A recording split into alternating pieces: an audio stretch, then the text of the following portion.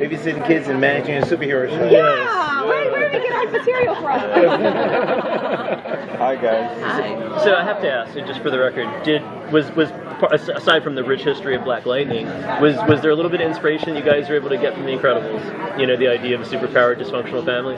No. No? Okay. No. All right. I mean, but that's a good idea. I should go watch the movie again. Good movie. It's an excellent movie. I've seen it. Or Incredibles 2 when it comes out. Yeah. So, but that was a good question. But no, I think to your point, it was such a rich history with Black Lightning. You don't really need to go anywhere else for inspiration. Speaking of their rich history, in the comics they are based on fictional cities. So why New Orleans? Why did you choose New Orleans? Well, we're actually in Atlanta now, but we chose a real city because we're living in real times. Yeah. And if you remember the comics, Black Lightning, the comics have always been socially relevant. And so we chose a real city because we want him to address real problems, the same problems. 125 shootings in Chicago, over a weekend. We want him to be able to fight those villains. We want him to be sex trafficking. It's huge. Anybody from Atlanta knows in Atlanta sex trafficking is huge. So we can't ignore that. We want to address that. And so that's why we chose a real city, because we wanted people to recognize the villains and the problems that are surrounding him. Give us why this is not an origin story. This is actually kind of starting in the middle. Why did you choose to do it that way? Why are we starting it in the middle? Yeah. Not an origin story? We did that because I wanted him to be fully out of the game.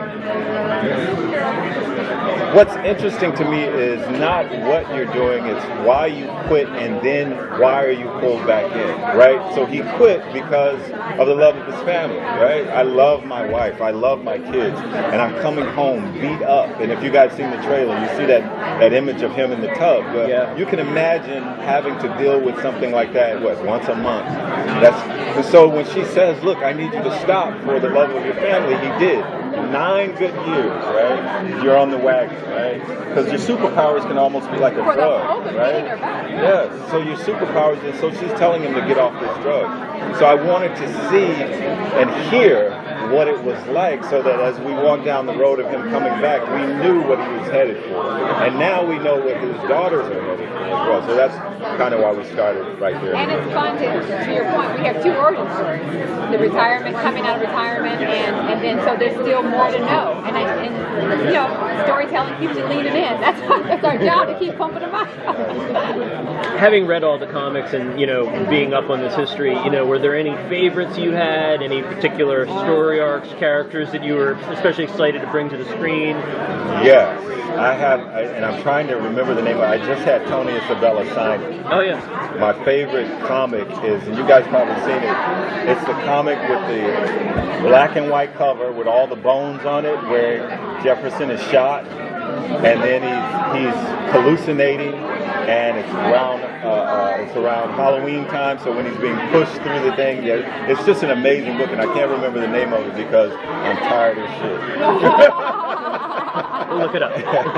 So what's the one, I would say, enduring image or feature that this series is going to bring to the table as in comparison to, I know this is like the other CW Hero series, but any other Hero series, what's going to be your mark on this particular series?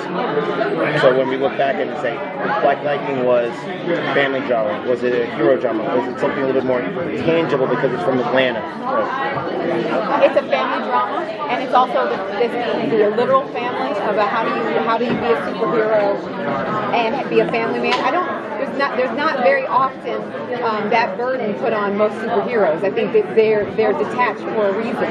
Well, imagine worrying about dying because he can, and I think that's what's lovely. He can die. He's not invincible. But it's definitely a family show. But imagine I'm choosing this, but if I go out here and choose my gift, I may lose the biggest gifts of my life, which is seeing my girls grow up.